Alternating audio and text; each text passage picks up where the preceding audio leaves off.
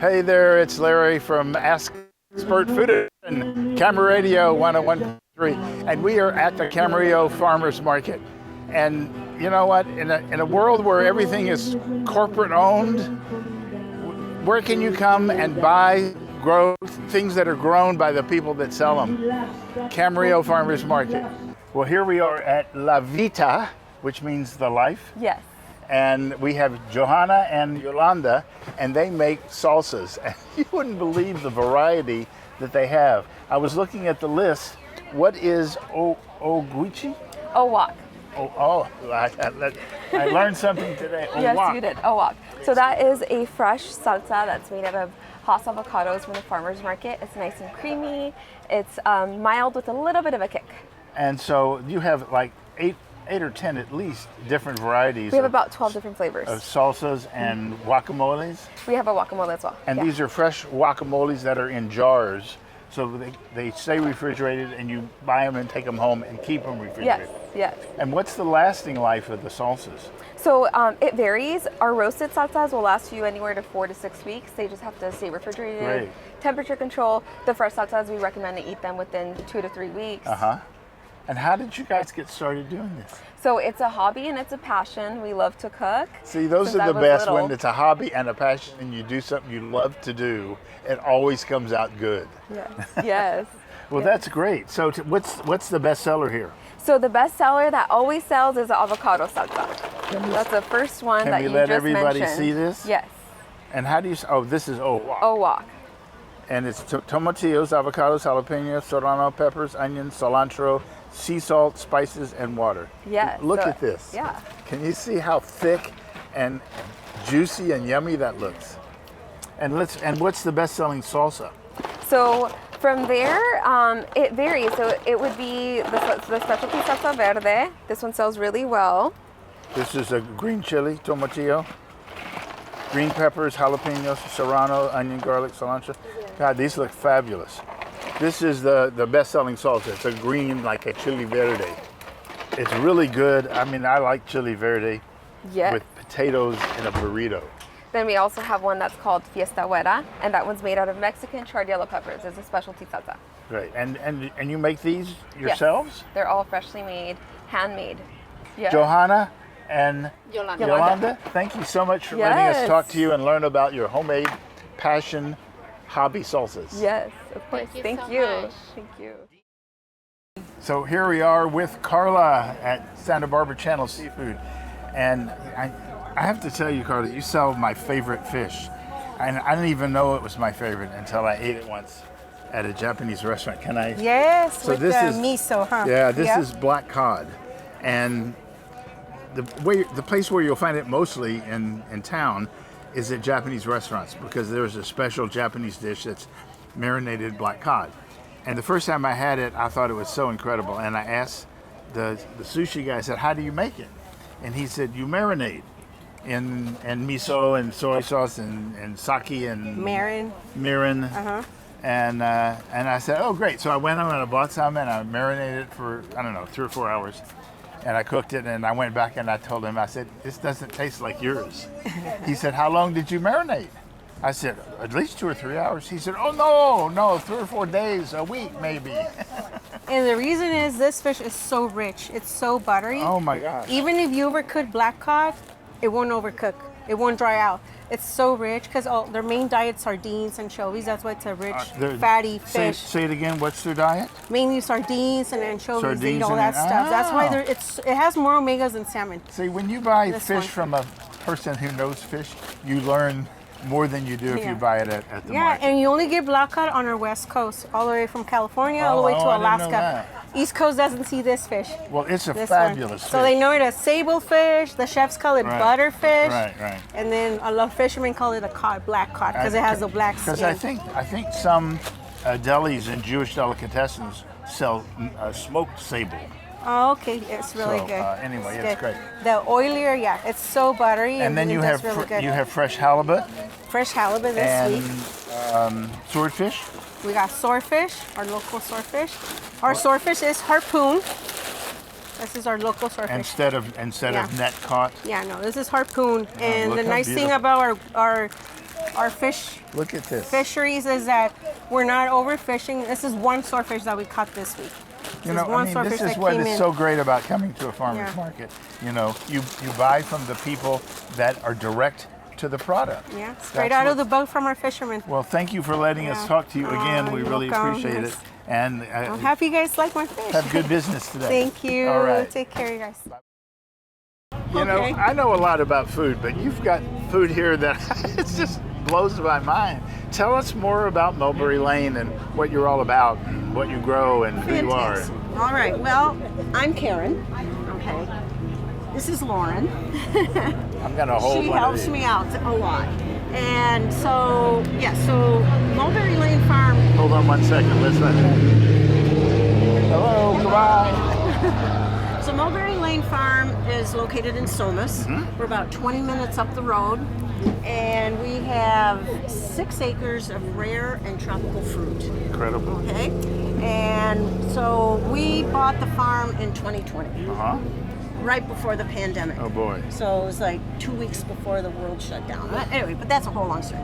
So the gentleman that we bought it from and his wife, they had started the farm about 45 years ago. A long time. Wow. And he studied the microclimate, studied the soil, and then he traveled all over the world. Oh my gosh. Collecting things to grow, that he thought would to cultivate, grow there. right? Yep. And then we come along in 2020, many years later. How are you? Never having farmed, never having done anything like this. Oh my And it God. was like, yes, let's do this. So it was a whole learning experience on your part as well. 100% Oh learning. boy. So one of the big reasons we went and just took the leap of faith was, well, just to let you know, I've got a big family. We have 6 children. My husband and I have 6 children. The 2 youngest, and one is 30 and one is 28. Right. Those are my youngest. They both have Down syndrome. Oh, wonderful. Okay, And they were helping you in their well, when you reach the age of 22 and you have special needs, Right. special education stops. And then it's like a cliff. It's like, oh, now what are we going to do? Right? So I did due diligence back when so Steve, when he turned 22, you know, I checked out like day programs and things like that, but they were long lists of wait list. I'm like, well, we're not waiting around. Right. So Steve and I, we decided we were just going to volunteer and just do things. So one of the places we volunteered at was a farm, and I saw so much good happening. And he was learning like where food actually came from, and just, you know, the nature of nature. Fabulous. It's like it's awesome. Well, let's talk about some of the things that you have on the farm that people have never even seen or heard of or eaten. Well, we have Like, bananas. what is this? This is a banana flower, and what we can see. Let's see. So The banana flower. well, you have to imagine that this banana tree gets really tall, about Right. 25 feet tall, and then you'll see this happening. Uh-huh. And And it grows like upside down? Yep, it'll grow like that. Underneath this, Aha. all right, those are the banana florets. Had these been female florets, Right. they would be our bananas. Ah. These are the male florets. So Of course, they don't produce they like don't, the they females. don't, they don't produce the, yeah, so. Right. And we what do you cut them eat down. the little flowers? Yes, so there are many recipes out there, and You sprinkle them over well, like no, you don't. You gotta flan or something like that? no, no. You gotta do some. And this is where Lauren has actually done this. I kind of gave up because I have too many children and I couldn't do this. So you gotta process it. So you take this little part out. That's like they call it the matchstick. It's fibrous and that's not yummy. Right. And then there isn't one on here. But then there's another little part that you normally take off. Then you mince it, mince, and then you go through and like for instance like this guy.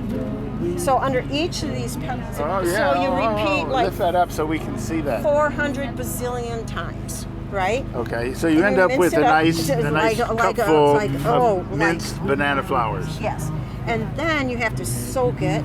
And what do you soak it in? Soak it Lemon in water? lemon water. Otherwise, it's really bitter. Right. And then you can add it to things like she's gonna take over now. Okay. So Well, we'll talk. But we have a lot of other things to Yes. talk about. Oh, okay. So what about banana leaves? I've heard a lot about banana leaves. well, the banana leaves, they're not so much edible, but you can use them to wrap like a tamale. Right. Yeah. No, I've seen Yeah.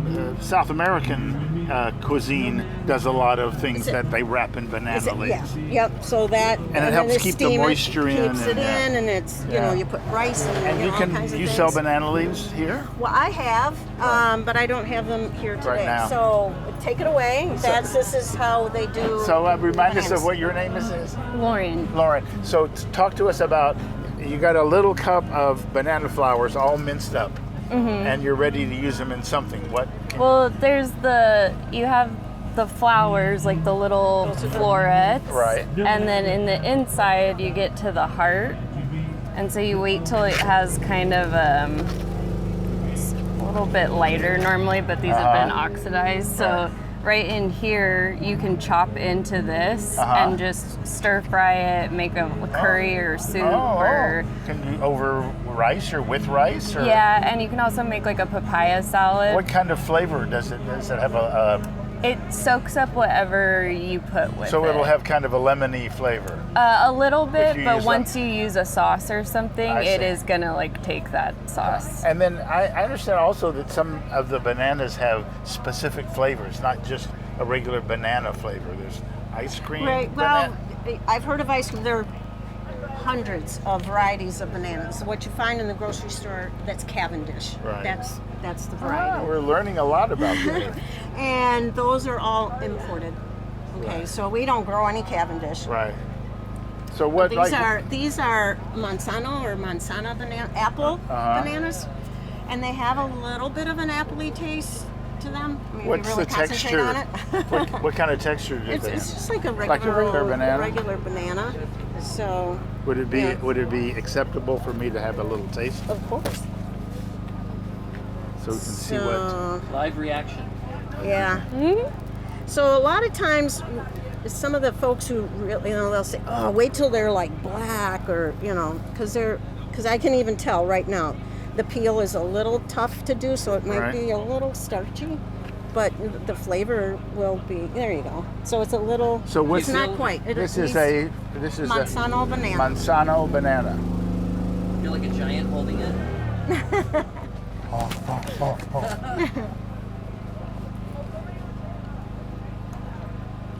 I taste a slight appleness to it. It's really, really good. Tastes like a banana. Oh yeah, it tastes like an appley banana. And there you go. But these are great. So, and they're little.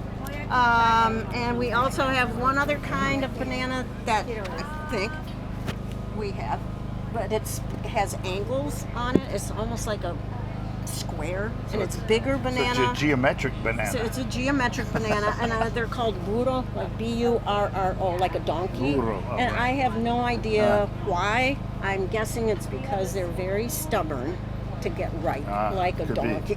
I don't know. Well, they I mean, take a very long time. You have to come to the farmers market to come to Mulberry Lane to see what they have and what they do and how special this is. Thank you so much for spending some time, and thank you for your recipe idea.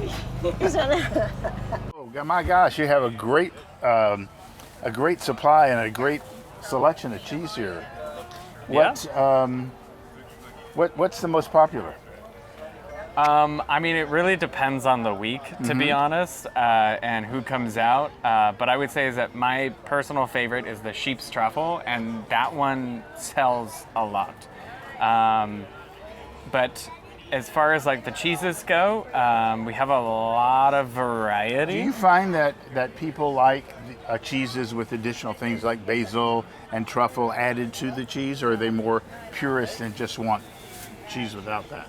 Or is it some of both? I mean, to be honest, once people try the cheeses here, it doesn't even matter if it has something in it or not. They just fall in love with it. So can we talk about this? Yeah. So this is the truffle through the cheese. How is the truffle put into the cheese? At what point?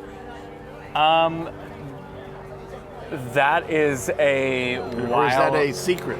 Yeah, it's a Is that secret. a cheese secret.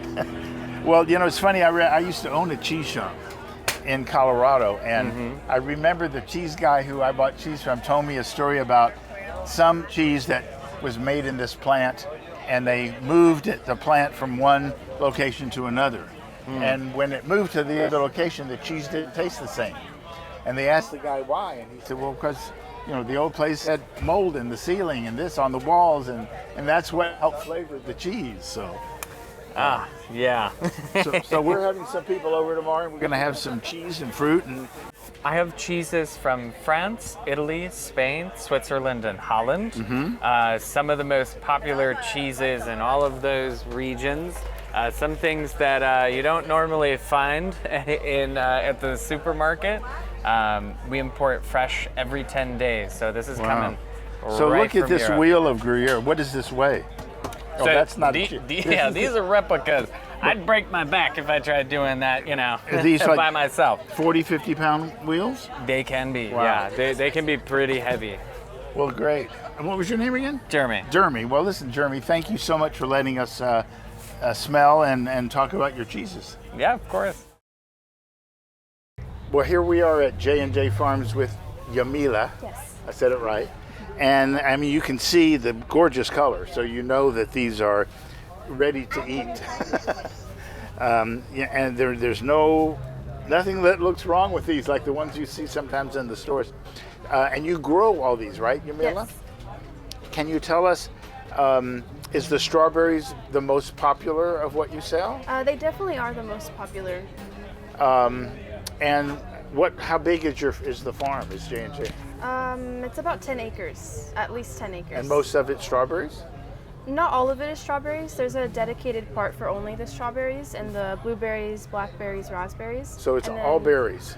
Mostly berries. We also have all of the other vegetables Right, on right. the farm as well. And what's important about J&J, and I don't know if you can see on their sign, it says we grow what we sell. And you can't have that happen when you go into a supermarket. That's true. Anything wrong with supermarkets, they're great, but if you want to buy strawberries from the people that grew the strawberries, you have to come to the Camarillo Farmers Market and stop by J&J Farms. So Yamila, thank you so much Thank for you letting for us coming talk. over. Can we taste one? Yeah, go ahead. You can grab whichever one you'd like. Gonna eat one. The do size you want- of an apple. Look at this strawberry, would you? What kind of strawberry is it? These are Albion strawberries. Albion. They're the ones that are good. Are they good? Do they This taste good? tastes like a strawberry should taste. Full of flavor? Now don't go crazy, Larry. You gotta eat lunch later. Oh my gosh. Yamila, thank you. Thank you for coming. I'm glad you liked it. You got to come join us here at the Camarillo Farmers Market, and you can listen to the Western Suns while you're shopping. Predators dress in feathers and masks to scare away their enemies. The frightening thing is not dying. The frightening thing is not living. The scientists guess which is worse. We will ask the medicine or the disease. The frightening thing is not dying. The frightening thing is